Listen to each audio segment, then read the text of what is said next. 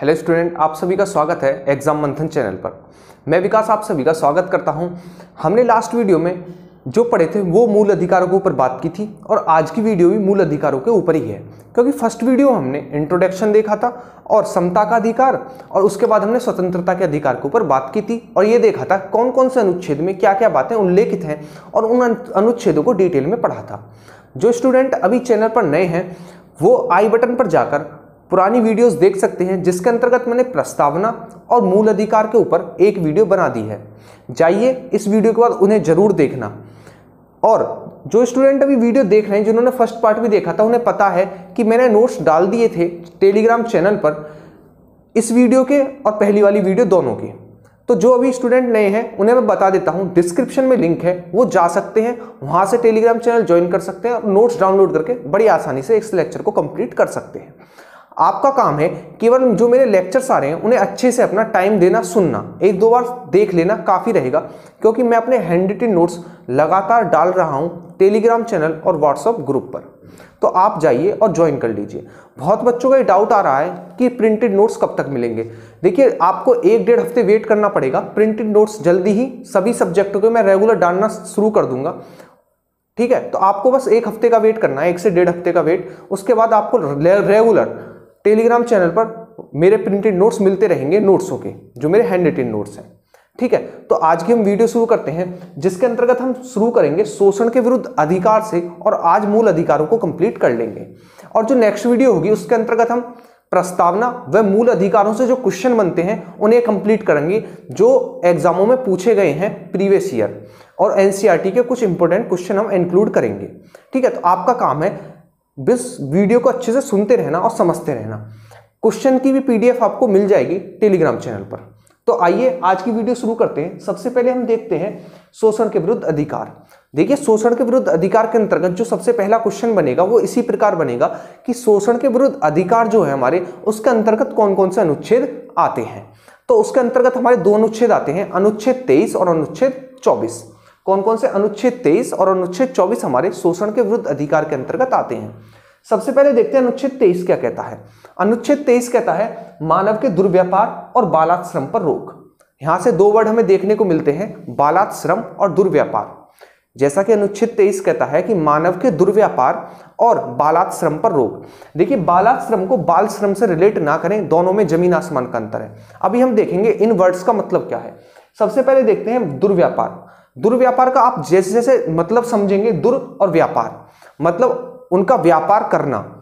दुर्व्यापार का मतलब है कि गलत मकसद से उनका व्यापार करना। व्यापार का मतलब बेचना ही नहीं होता है, बल्कि उसके पीछे एक नियत खराब होना। जैसे कि मैं बता देता हूं आपको, आजकल बच्चों को बेचा जाता है, लड़कियों को बेचा जाता है, औरतों को बेचा जाता है। यहां तक कि बेचने की बात खत्म हुई, अब आते हैं दास होती हैं, दासियां होती हैं। इन्हें तो बेचा नहीं जाता, लेकिन ये जिंदगी भर सेवा करते हैं, ठीक है। ये भी किसके अंतर्गत आते हैं? ये भी दुर्व्यापार के अंतर्गत आते हैं। दुर्व्यापार का मतलब है गलत व्यापार करना, गलत मकसद से किसी को दे देना, ठीक है।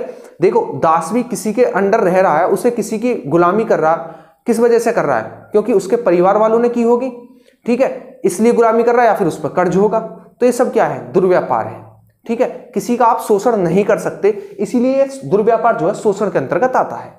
अनुच्छेद 23 यही कहता है कि मानव के दुर्व्यापार व बालाश्रम पर रोक। तो आप दुर्व्यापार समझ गए होंगे। दुर्व्यापार मतलब देखिए, लड़कियों को बेचना, औरतों को बेचना, बच्चों को बेचना, ये दुर्व्यापार के अंतर्गत आता है। दास दासियां दुर्व्यापार के अंतर्गत आती हैं, ठीक है। ये सब क्या है? दुर्व्यापार है। नेक्स्ट है बालाश्रम। बालाश्रम बाल श्रम से रिलेट ना करें। बालाश्रम का मतलब होता है जितनी मेहनत की उसके बदले में उतना धन ना मिलना, उतनी वस्तु ना मिलना, ठीक है ना, उतनी प्रशंसा ना मिलना। जैसे कि फॉर एग्जाम्पल, किसी मजदूर की दिन की मजदूरी है 300 रुपये और वो आपकी जानकारी में है, ठीक है। तो आपने क्या किया, उससे काम कराया, वो बेचारा मजदूर कह नहीं पाया और आपने उसे 200 रुपये पकड़ा दिए। लेकिन उसने काम कितने रुपए का किया? उसने काम 300 रुपये का किया, उसे मिले कितने? 200 रुपये। तो यही है हमारा बालाश्रम, यानी जो जितनी मेहनत करे उसके बदले उसे उतना धन ना मिले, ठीक है ना, उतना प्रशंसा ना मिले। यही क्या है? यही है हमारा बालाश्रम, ठीक है ना। तो हमें ऐसा नहीं करना है कि किसी से किसी का शोषण करना, यानी उससे ज्यादा काम निकलवा ले और उसे पैसे कम दे। पैसे का मतलब धन से रिलेट ना कीजिए। धन से मतलब नहीं, कोई वस्तु भी हो सकती है, ठीक है, कोई ऐसी चीज भी हो सकती है, प्रशंसा भी हो सकती है। मान लीजिए किसी ने बहुत ज्यादा अच्छा कार्य किया, बहुत ही ज्यादा अच्छा कार्य किया, देश हित में कार्य किया, और आप उसकी प्रशंसा ही नहीं कर रहे हैं बिल्कुल, और आप उसकी बुराई और कर रहे हैं, तो ये भी एक बालाश्रम का ही हिस्सा है, ठीक है। पैसे से रिलेट ना करें, एक पैसा एग्जाम्पल था, आप समझ गए होंगे। तो अनुच्छेद 23 यही कहता है कि मानव के दुर्व्यापार, दुर्व्यापार मतलब आप समझ गए, दास दासियां, ठीक है ना, और बेचना, व्यापार करना, और बालाश्रम यानी जो जितना काम करे उससे उसके बदले उसे कम प्रशंसा मिलना, ये हमारा बालाश्रम। तो मानव के दुर्व्यापार व बालाश्रम पर रोक लगाता है हमारा अनुच्छेद 23। आइए देखते हैं अनुच्छेद 24 जो कि शोषण के अधिकार के अंतर्गत आता है। अनुच्छेद 24 कहता है कि कारखानों आदि में बालकों के नियोजन पर रोक। इसे समझिए, जैसे कि 14 साल से कम उम्र के जो बच्चे होते हैं वो हमारे फैक्ट्रियां, और जैसे हमारी कारखाने हैं, फैक्ट्रियां हैं, निर्माण का कार्य है, रेलवे निर्माण का कार्य है, फ्लाईओवर बन रहा है, खुदाई चल रही है, इन सभी जगहों पर कार्य नहीं कर सकते। पहली लाइन ये बनती है। दूसरी लाइन इसके अपोजिट लीजिए, दूसरी लाइन ये बनती है कि यहाँ कार्य कर सकते हैं, यहाँ नहीं, मतलब कार्य कर सकते हैं 14 साल से कम उम्र के बच्चे। दोनों में डिफरेंस समझिए। देखिए, जहां पर कार्य नहीं कर रहे हैं वो ऐसे निर्माण के कार्य हैं जहां पर उन्हें बच्चों को अपनी जान का खतरा है, जैसे कि कोयले की खान, जैसे कि रेलवे निर्माण का कार्य, ठीक है, जैसे कि फ्लाईओवर निर्माण का कार्य, जैसे कि खुदाई का कार्य। बच्चों में इतनी समझ नहीं होती है, 14 साल के कम उम्र के जो बच्चे होते हैं उन्हें इतनी समझ नहीं होती है कि हमारी जान को किस प्रकार खतरा हो सकता है, हमें किस प्रकार सावधानियां बरतनी चाहिए, ठीक है। तो ऐसे कार्य जिससे 14 साल से कम उम्र के बच्चों को जान का खतरा हो, वहां पर कार्य नहीं कर सकते हैं, यह कहता है अनुच्छेद 24। लेकिन 14 साल से कम उम्र के बच्चे कार्य कर सकते हैं उस जगह पर जहां पर उनकी जान को खतरा ना हो और उन्हें वहां पर दैनिक मजदूरी भी मिले, यह कहता है अनुच्छेद 24। आइए अब देखते हैं धार्मिक स्वतंत्रता का अधिकार। धार्मिक स्वतंत्रता के अधिकार के अंतर्गत कौन कौन से अनुच्छेद आते हैं, सबसे पहला क्वेश्चन तो यही बनता है। जैसे कि धार्मिक स्वतंत्रता के अंतर्गत जो हमारे अनुच्छेद आते हैं वो है 25 से 28 के बीच में, यानी अनुच्छेद 25, अनुच्छेद 26, अनुच्छेद 27 और अनुच्छेद 28 जो है वो हमारे किसके अंतर्गत आते हैं, तो धार्मिक स्वतंत्रता के अधिकार के अंतर्गत आते हैं। पहला क्वेश्चन तो यही बन गया। अब देखते हैं कि हर एक अनुच्छेद में हमारा क्या क्या उल्लेखित है। जैसा कि अनुच्छेद 25 कहता है अंतःकरण से किसी भी धर्म का प्रचार प्रसार कर सकते हैं और मान सकते हैं। अंतःकरण से मतलब है कि हम अपने दिल से किसी भी धर्म को मान सकते हैं, चाहे हम धर्म से कुछ भी हो, लेकिन हम धर्म अपने मन से किसी भी धर्म को मान सकते हैं और उसका प्रचार प्रसार कर सकते हैं। यानी उसे प्रचार प्रसार से आप समझते होंगे, यानी उसका प्रचार प्रसार करना, उसे विकसित करना, ठीक है। इसका मतलब क्या है अनुच्छेद 25 का, हम दिल से किसी भी धर्म को मान सकते हैं, चाहे हम धर्म से हिंदू हो, मुस्लिम हो, ईसाई हो, क्रिश्चियन हो, कुछ भी हो, लेकिन हम दिल से किसी भी धर्म को मान सकते हैं और उसका प्रचार प्रसार कर सकते हैं, यह कहता है अनुच्छेद 25। अनुच्छेद 26 कहता है जब हमने धर्म को मान लिया तो हम उसके लिए कुछ करेंगे भी, उसके लिए कुछ करेंगे भी, क्योंकि हमने अपने मन से माना है। जब किसी चीज को मन से मानते हैं तो उसके लिए कुछ करते भी है। तो अनुच्छेद 26 यही कहता है कि हम किसी भी धर्म का मैनेजमेंट कर सकते हैं, धर्म के यानी धार्मिक कार्यों के लिए हम मैनेजमेंट कर सकते हैं। हमने जिस धर्म को माना या जिस धर्म को ना भी माना हो, हम किसी भी धर्म के लिए मैनेजमेंट कर सकते हैं। आपने देखा होगा घरों के सामने रुपए मांगने वाले आते हैं, ठीक है, वो किसी धर्म से होते हैं, कोई किसी धर्म से होता है, कोई किसी के लिए आता है रुपए मांगने, तो हम किसी को भी रुपए दे देते हैं या उनकी सहायता कर देते हैं। तो ये क्या है, एक प्रबंधन है धार्मिक कार्यों के लिए, या फिर जगराते के लिए रुपए दे दिए, या फिर मस्जिद में रुपए दान कर दिए। तो ये सब क्या है, ये एक प्रबंधन है, ये एक मैनेजमेंट है किसी भी धर्म के लिए। तो अनुच्छेद 26 यही कहता है प्रत्येक व्यक्ति स्वतंत्र है किसी भी धर्म के या धार्मिक कार्यों के प्रबंधन के लिए, यानी मैनेजमेंट के लिए, ठीक है। अनुच्छेद 27 देखते हैं। अनुच्छेद 27 कहता है विशिष्ट धर्म की अभिवृद्धि के लिए भुगतान कर सकते हैं। देखिए, विशिष्ट धर्म यानी जो आपने धर्म माना है, और अभिवृद्धि मतलब उसकी वृद्धि और विकास के लिए हम भुगतान कर सकते हैं। देखिए, यहां से दो क्वेश्चन बनते हैं। पहला कि सरकार कभी भी टैक्स नहीं लेती है धार्मिक कार्यों के लिए, धार्मिक चीजों पर कभी भी सरकार टैक्स नहीं लेती है। जो गवर्नमेंट सर्वेंट हो या फिर गवर्नमेंट सर्वेंट ना हो, उन्हें पता होगा कि धार्मिक कर नहीं लिया जाता है। बहुत प्राचीन समय में मोहम्मद बिन कासिम के समय में कभी लगाया गया था जजिया कर, कभी लगाया गया था जजिया कर, उसके बाद ही मुगलों ने लगाया, लेकिन वो धार्मिक कर ही था एक प्रकार का। लेकिन अब वर्तमान में ऐसा कोई भी कर नहीं है जो कि एक धार्मिक कर लगाया जाता हो किसी भी व्यक्ति विशेष पर। इसका कारण ये ना कि व्यक्ति विशेष या फिर किसी संगठन, समुदाय, मंदिर पर किसी पे भी यह कर नहीं लगाया जाता है। सभी कर फ्री होते हैं, कर मुक्त होते हैं। ठीक है, इसका कारण ये है, मान लीजिए सरकार ने कर लगा दिया, मान लीजिए सरकार ने कर लगा दिया। देखिए हमारे समाज में अल्पसंख्यक भी हैं और कुछ जातियां ऐसी हैं जो कि बहुत ज़्यादा संख्या में हैं। जो जातियां बहुत ज़्यादा संख्या में हैं, जब उनसे कर मिलेगा और कम जो अल्पसंख्यक जाति हैं उनसे कर मिलेगा, तो कर एक किसी जाति से कम मिलेगा और किसी जाति से ज़्यादा मिलेगा। तो इंसान यह नहीं सोचेगा कि कौन अल्पसंख्यक है, कौन क्या है, उसे यह दिखेगा कि इससे ज़्यादा कर लिया जा रहा है और इस धर्म से कम कर लिया जा रहा है। तो सरकार जो है, हमारी सरकार बट जाएगी धर्मों में। तो इसी से बचने के लिए सरकार का कोई धर्म नहीं होता है, ऐसा संविधान में उल्लेखित है। सरकार सभी धर्मों को समान मानेगी। इसी वजह से सरकार किसी से भी धार्मिक कर नहीं लेती है, कि सरकार किसी से भी धार्मिक कर नहीं लेती है, इस चीज से बचने के लिए कि कोई ये ना कह दे कि सरकार का धर्म है कि हिंदू है, मुस्लिम है। ऐसा कुछ भी नहीं है, सरकार का कोई धर्म नहीं है और सरकार किसी से कर नहीं लेती है। दूसरा पॉइंट यहां से बनता है, सरकार धार्मिक शुल्क ले सकती है। समझिए धार्मिक शुल्क क्या है। धार्मिक शुल्क का मतलब है, मान लीजिए आप वैष्णो देवी गए, मान लीजिए आप वैष्णो देवी गए, आप वैष्णो देवी गए और सरकार ने आपसे 100 रुपए लिए 7 दिन के। आप 7 दिन के टूर पर गए और सरकार ने आपसे 100 रुपए लिए 7 दिन के। और वो 100 रुपए किस लिए लिए? क्योंकि आपको 7 दिन वो अच्छी सुविधा मुहैया करा सके, प्रोवाइड करा सके, इसलिए लिए। ऐसा नहीं होगा कि आप 7 दिन बाद वैष्णो देवी से घर आए और वो कर आप पर लगातार आजीवन लगा रहे। नहीं, जो आपसे 100 रुपए लिए थे वो आप पर 7 दिन में खर्च कर दिए जाएंगे। वो इसलिए लिए गए थे क्योंकि आपको अच्छी सुविधा, आपको अच्छी सिक्योरिटी प्रोवाइड की जा सके। ये होता है शुल्क, जो कि उसी निश्चित समय के लिए लिया जाता है जिस समय आप धार्मिक यात्रा वगैरह पर जाते हैं या धार्मिक कार्यों पर जाते हैं। उस विशेष आपकी सुरक्षा के लिए, आपको अच्छी सुविधा प्रोवाइड कराने के लिए, ये इसे कहते हैं शुल्क। यानी सरकार टैक्स नहीं लेगी धार्मिक कार्यों पर या धार्मिक चीजों पर, लेकिन शुल्क ले सकती है, वो भी आपके ऊपर खर्च करने के लिए। ठीक है, दूसरा है हमारा कि हमारा मन है कि हम किसी भी कोई भी धर्म हो, विशिष्ट धर्म की वृद्धि के लिए भुगतान कर सकते हैं। दान देना, आपने सुना दान देना, तो हम दान देने के लिए स्वतंत्र हैं, हम कितना भी दान दे सकते हैं। ये हमारे मन की इच्छा है, हम किस धर्म को मान रहे हैं और उसके लिए कितना दान दे रहे हैं। आज आप वर्तमान में भी देखते होंगे, बहुत सारे सेलिब्रिटी हैं, बहुत सारे लोग हैं जो कि दान देते हैं, मंदिरों में देते हैं, मस्जिदों में देते हैं, तो वो स्वतंत्र हैं दान देने के लिए। यही कहता है अनुच्छेद हमारा 27। आइए देखते हैं धार्मिक स्वतंत्रता के अधिकार के अंतर्गत जो हमारा लास्ट अनुच्छेद है वो क्या कहता है। जो हमारा लास्ट अनुच्छेद है वो कहता है शिक्षण संस्थानों में धार्मिक शिक्षा और धार्मिक उपासना में उपस्थिति की स्वतंत्रता। समझिए इसे क्या लिखा हुआ है।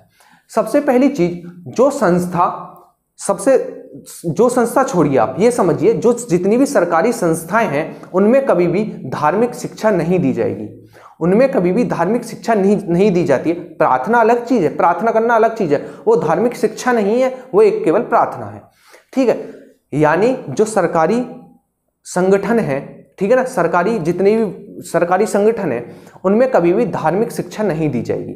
लेकिन जितने भी प्राइवेट संस्थाएं वो धार्मिक शिक्षा दे सकती हैं, धार्मिक शिक्षा देने के लिए स्वतंत्र हैं। यही कहता है अनुच्छेद हमारा 28। लेकिन इसके अंतर्गत भी एक चीज है, देखिए जितनी भी सरकारी संस्थाएं थी उनमें धार्मिक शिक्षा नहीं दी जा रही थी, लेकिन जितने भी प्राइवेट सेक्टर है जिसके अंतर्गत प्राइवेट संस्थाएं जितनी भी आती है जिनमें धार्मिक शिक्षा दी जाती है वो स्वतंत्र है देने के लिए। लेकिन एक शर्त पर, किसी भी व्यक्ति विशेष पर, चाहे वो प्राइवेट संस्था में हो चाहे गवर्नमेंट संस्था में हो, उस पर कोई भी दबाव नहीं डाला जाएगा कि वो धार्मिक उपासना करे या धार्मिक शिक्षा ग्रहण करे या उनमें उपस्थित हो। यह हमारी इच्छा है या उस व्यक्ति की इच्छा है जो कि उस शिक्षा को ले या ना ले, उपासना करे या ना करे, उस पर कोई भी दबाव नहीं डाला जाएगा। यह कहता है अनुच्छेद हमारा 28। मुझे उम्मीद है आप सभी को समझ में आया होगा। अब देखते हैं हमारा संस्कृति व शिक्षा संबंधित अधिकार। संस्कृति व शिक्षा संबंधित अधिकार के अंतर्गत हमारे 2 अनुच्छेद आते हैं, अनुच्छेद 29 और अनुच्छेद 30। अनुच्छेद 29 और अनुच्छेद 30। आइए समझते हैं अनुच्छेद 29 क्या कहता है हमारा। अनुच्छेद 29 कहता है अपनी विशेष भाषा, लिपि व संस्कृति को बनाए रखने का अधिकार। इसे उदाहरण से समझिए। मान लीजिए आप किसी ऐसी संस्कृति, ऐसे धर्म से संबंधित है जो कि समाप्ति की ओर है, जो कि समाप्ति की ओर है, यानी बहुत कम गिने चुने लोग बचे हैं। अब आपको अपनी लिपि बचानी है, आपको अपनी संस्कृति बचानी है, आपको अपनी भाषा बचानी है, क्योंकि आपको पता है हम 100-125 लोग बचे हैं जो जिनके पास अपनी लिपि है। उसके बाद यदि हमारा भी समाप्त हो जाते हैं या हमारी डेथ हो जाती है आने वाले टाइम में, तो हमारी तो भाषा और लिपि हमेशा के लिए समाप्त हो जाएगी, हमारे पूर्वजों का इतिहास खत्म हो जाएगा। तो फिर क्या करेंगे वो लोग करेंगे प्रचार प्रसार, अपने धर्म का प्रचार प्रसार करेंगे, अपनी संस्थाएं खोलेंगे। जब किसी को शिक्षा देनी होगी तो क्या करेगा, विद्यालय खोलेगा, संस्थाएं खोलेंगे जहां पर शिक्षा देनी होगी, तो वहां वो संस्था खोल सकता है। ठीक है, प्रचार प्रसार कर सकता है, किसके लिए, अपनी भाषा, लिपि और संस्कृति को बचाने के लिए। यही कहता है अनुच्छेद 29। अनुच्छेद 29 कहता है कि हम अपनी भाषा, लिपि व संस्कृति को बचाने के लिए पूरा अधिकार है, उसके लिए हम शिक्षण संस्थाएं खोल सकते हैं और उनका मैनेजमेंट कर सकते हैं।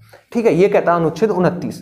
अनुच्छेद 30 कहता है कि जो अल्पसंख्यक होंगे सरकार उनके लिए विद्यालय व शिक्षण संस्थाएं खोलेगी और उनके प्रशासन का कार्य देखेगी। ठीक है, ये कहता है ना हमारा अनुच्छेद 30। क्या कहता है अनुच्छेद 30 कि अल्पसंख्यकों के लिए प्रशासन का कार्य करेगी सरकार, यानी उनके लिए विद्यालय खोलेगी और भी कार्य करती रहेगी जो कि हमारे अल्पसंख्यक है समाज में, जैसे कि जैनीज हैं, बौद्धिज हैं, ठीक है ना, बुद्धिज हैं, और क्या है हमारे मुस्लिम हैं, ठीक है ना, ईसाई हैं, ये सभी क्या है, अल्पसंख्यक हैं। तो सरकार इनके लिए क्या करेगी, शिक्षण संस्थाएं खुलवाएगी और उनके प्रशासन का कार्य देखेगी, उनके मैनेजमेंट देखेगी। ये कहता है हमारा अनुच्छेद 30। आइए हम देखते हैं अनुच्छेद 32, जिसे कहते हैं हम संवैधानिक उपचारों का अधिकार। संवैधानिक उपचारों का अधिकार, देखिए उपचार से समझिए, उपचार क्या, आपका उपचार कौन करता है, डॉक्टर करता है आपका उपचार, और आप उसे क्या कहते हैं, उसे आप भगवान कहते हैं।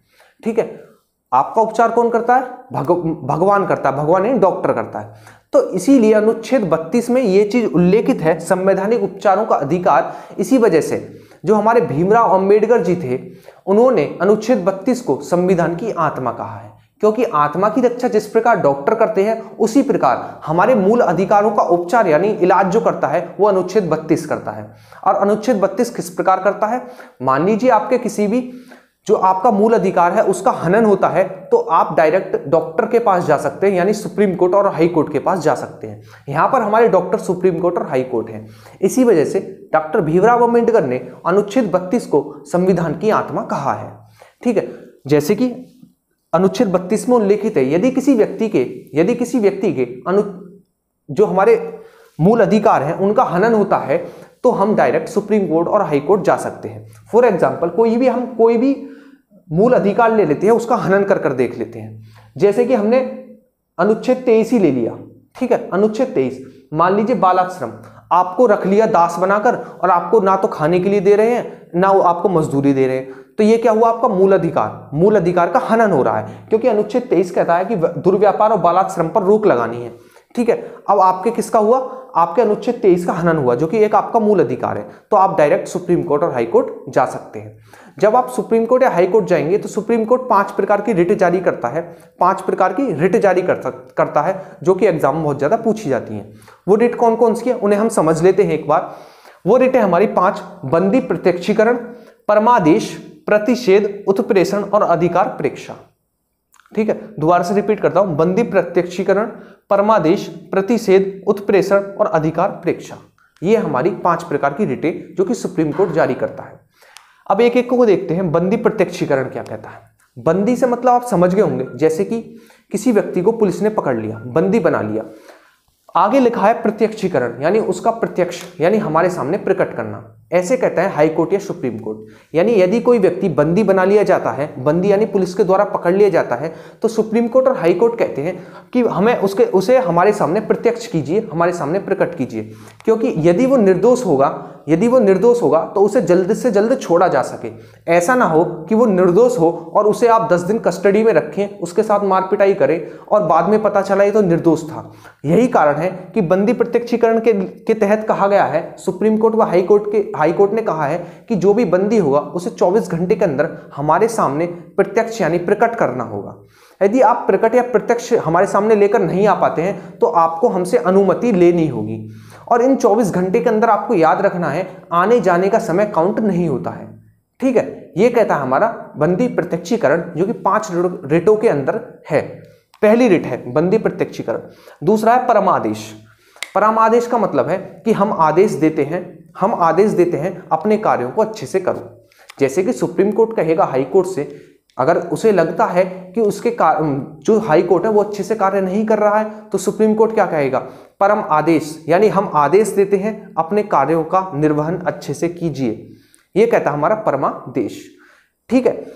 और हाई कोर्ट को लगता है कि डिस्ट्रिक्ट कोर्ट या उससे निचले वाले कोर्ट दिक्कत कर रहे हैं, तो ये हाई कोर्ट उससे कह सकता है कि परमादेश, हम आदेश देते हैं कि अपने कार्यों का निर्वहन अच्छे से कीजिए। ठीक है। उसके बाद है प्रतिषेध। प्रतिषेध क्या कहता है? प्रतिषेध कहता है रोक देना, किसी कार्यवाही को रोक देना। कहने का मतलब यह है कि सुप्रीम कोर्ट या हाई कोर्ट को ऐसा लगता है, जैसे कि सुप्रीम कोर्ट का लगा हाई कोर्ट किसी केस की सुनवाई कर रहा है और सुप्रीम कोर्ट को ये लगा कि नहीं, ये इसके अधिकार से बाहर है, ये इसके अधिकार से बाहर है, ये हमारे पास केस होना चाहिए क्योंकि ये केस सुनने का अधिकार हाई कोर्ट के पास नहीं है।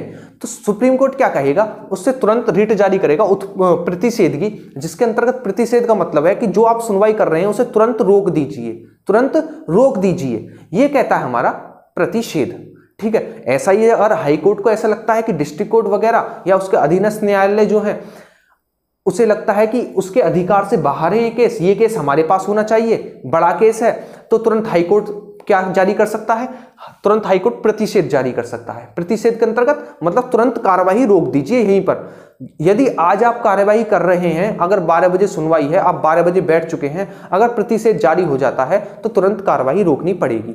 ये हमारा रिट कहती है प्रतिषेध। उत्प्रेषण कहता है कि जो हमने प्रतिषेध किया था, जो हमने रुकवाया था केस, उसे हमारे पास भेज दीजिए। उत्प्रेषण। ठीक है, हमारे पास भेज दीजिए, जो कि केस जो तुम्हारे लेवल का नहीं है वो केस हमारे पास भेज दीजिए। ये कहता है हमारा उत्प्रेषण। ठीक है। लास्ट है हमारा अधिकार प्रेक्षा। 5 रिटों के अंतर्गत जो हमारा लास्ट है वो है अधिकार प्रेक्षा। अधिकार प्रेक्षा का मतलब है किस अधिकार से, यानी यदि कोई सरकारी पद पर आसीन व्यक्ति ऐसे कार्य करता है जो कि उसके अंडर में नहीं है, ऐसे कार्य करता है, या फिर सुप्रीम कोर्ट या हाई कोर्ट को ऐसा महसूस होता है कि इस पर कुछ शक होता है या इतना क्वालिफाइड नहीं है जैसा कि ये कार्य कर रहा है, तो सुप्रीम कोर्ट या हाई कोर्ट तुरंत एक रिट जारी करती है जिसका नाम होता है अधिकार प्रेक्षा। मतलब किस अधिकार से, आप किस अधिकार से इस पद पर हैं, आप किस अधिकार से इस पद पर ग्रहण किए हुए हैं, उसकी हमें मतलब इसका हमें विवरण दीजिए। आप किस अधिकार से इस पद पर हैं। मान लीजिए कोई पुलिस वाला है, ठीक है, एग्जाम्पल के लिए, और वो मान लीजिए वो ट्रैफिक पुलिस का कार्य कर रहा है, और किसी ने सुप्रीम कोर्ट में, हाई कोर्ट में जाकर शिकायत कर दी, तो तुरंत एक रिट जारी होगी कि अधिकार प्रेक्षा, यानी आप किस अधिकार से अपने जो कार्य हैं उन्हें छोड़कर इस कार्य को कर रहे हैं जो कि आपके अधिकार के अंतर्गत नहीं आते हैं। यही कहता है हमारा अधिकार प्रेक्षा, यानी अपने सीमित कार्यों से अलग कार्य करना या फिर अपनी क्वालिफिकेशन कम होना जिस कार्य को आप कर रहे हैं। ठीक है, ये कहता है हमारा अधिकार प्रेक्षा। तो ये 5 प्रकार की रिटें जारी करता था। बंदी प्रत्यक्षीकरण, यानी हमारे बंदी को हमारे सामने प्रत्यक्ष करो। दूसरा परमादेश, यानी हम आदेश देते हैं अपना कार्य अच्छे से करो। दूसरा प्रतिषेध, यानी ये कार्यवाही अभी रोक दो क्योंकि आपके लायक नहीं है, मतलब आपके लेवल की नहीं है। उत्प्रेषण, यानी जो कार्यवाही रोकी उसे तुरंत हमारे पास भेजो, हम इसकी सुनवाई करेंगे। लास्ट अधिकार प्रेक्षा, यानी आप किस अधिकार से इस पद पर आसीन है, हमें इसका विवरण दीजिए। ये थी हमारी 5 रिटें। अब देखते हैं अनुच्छेद 33। अनुच्छेद 32 तक हमने कंप्लीट कर लिया है, अनुच्छेद 33 देखते हैं। देखिए अनुच्छेद 33 कहता है मूल अधिकारों के अंतर्गत कि सरकार कुछ पदों पर, यानी सरकार कुछ ऐसे पद हैं जिनके मूल अधिकारों को कम कर सकती है। सरकार ऐसे पद हैं जिनके मूल अधिकारों को कम कर सकती है। आइए देखते हैं कौन कौन से पद हैं। यानी कानून व्यवस्था से संबंधित, दूसरा हमारे सशस्त्र बलों से संबंधित, तीसरा दूरसंचार से संबंधित और तीसरा गुप्तचर विभाग से संबंधित। आइए हम देखते हैं आखिरकार ऐसा क्यों है। आप अच्छे से सुनिए। मान लीजिए गुप्तचर विभाग ही है, गुप्तचर विभाग है, और एक हमारा जो लास्ट वीडियो में हमने पढ़ा था स्वतंत्रता के अधिकार के अंतर्गत, उसमें था वाक की स्वतंत्रता, यानी बोलने की स्वतंत्रता। अब एक गुप्तचर विभाग का आदमी है और उसे हम उसे दे दे किसकी स्वतंत्रता, वाक की स्वतंत्रता या फिर बोलने की स्वतंत्रता, फिर वो किस प्रकार का गुप्तचर विभाग रहा। यानी सरकार जहां पर देश की सुरक्षा की बात आती है वहां पर मूल अधिकार भी कम कर सकती है, ये समझिए। लेकिन वो सामान्य मनुष्य के नहीं कम किए जाएंगे, वो उन लोगों के कम किए जाएंगे जिनकी जरूरत है, जिससे देश की सुरक्षा बन सकती है। उनके कम किए जाएंगे। जैसे दूरसंचार का काम है, अब संचार से क्या है, एक चीज दूसरी चीज कितनी तेजी से ट्रांसफर होती है।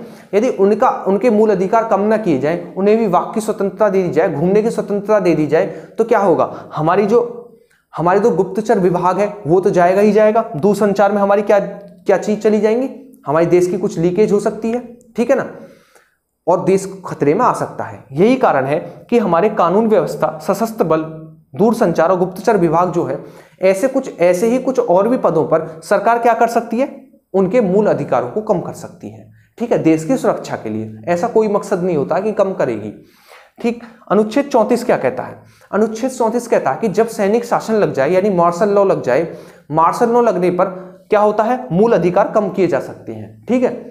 मार्शल लॉ यानी सैनिक शासन लगने पर भी मूल अधिकार कम किए जा सकते हैं। जैसा कि अनुच्छेद 33 में सरकार कम कर देती, उसी प्रकार सैनिक शासन लगने पर भी मूल अधिकार कम किए जा सकते हैं।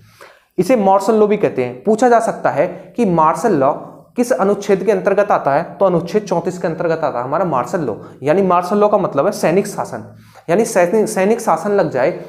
जैसे सैनिक शासन किस में लगेगा, जो सैनिक हमारे एयरफोर्स, नेवी, आर्मी, यहाँ पर सैनिक शासन लग जाए, सैनिक शासन लग जाए। जैसे कि हमारे यहाँ क्या होता है, राष्ट्रपति शासन होता है, उसी प्रकार वहां पर अगर सैनिक शासन लग जाए तो उनके मूल अधिकारों को कम किया जा सकता है, ठीक है।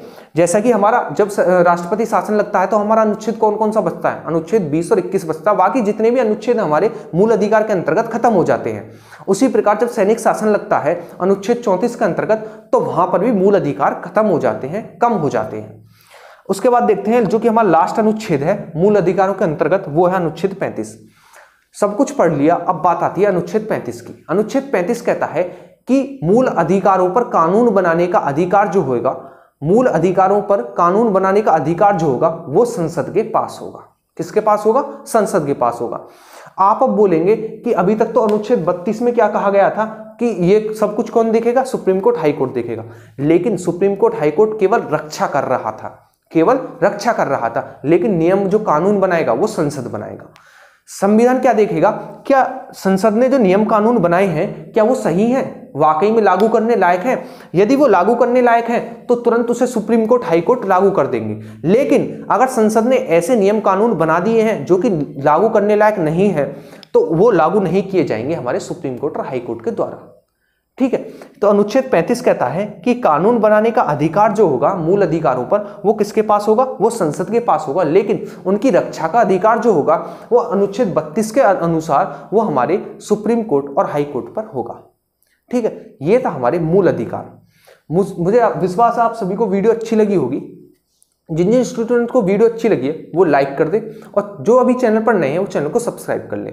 और जो स्टूडेंट अभी जुड़ रहे हैं उनसे रिक्वेस्ट है वो जाएं और टेलीग्राम चैनल ज्वाइन कर लें।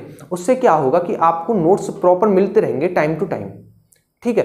तो हम अब मिलेंगे अपनी नेक्स्ट वीडियो में, जिसके अंतर्गत हम करेंगे, जैसे कि हमने प्रस्तावना पढ़ चुके हैं, मूल अधिकार पढ़ चुके हैं, अब हम देखेंगे कि प्रस्तावना व मूल अधिकारों से किस प्रकार प्रीवियस ईयर क्वेश्चन पूछे गए हैं, किस प्रकार एक एग्जामिनर अपना माइंड सेट करता है एग्जामों में क्वेश्चन पूछने के लिए, ठीक है। तो आप सभी का काम है वीडियो को बहुत अच्छे से सुनना, नोट्स को डाउनलोड करके अपना अच्छे से अच्छे रिवीजन करना, जिससे कि जो नेक्स्ट वीडियो आए क्वेश्चंस वाली, उसमें आप अच्छे से क्वेश्चंस लगा सकें और अपना कॉन्फिडेंस अप कर सकें, ठीक है। मिलेंगे नेक्स्ट वीडियो में। जब तक आप अच्छे से वीडियो को शेयर करना, चैनल को सब्सक्राइब करना और वीडियो को लाइक करना।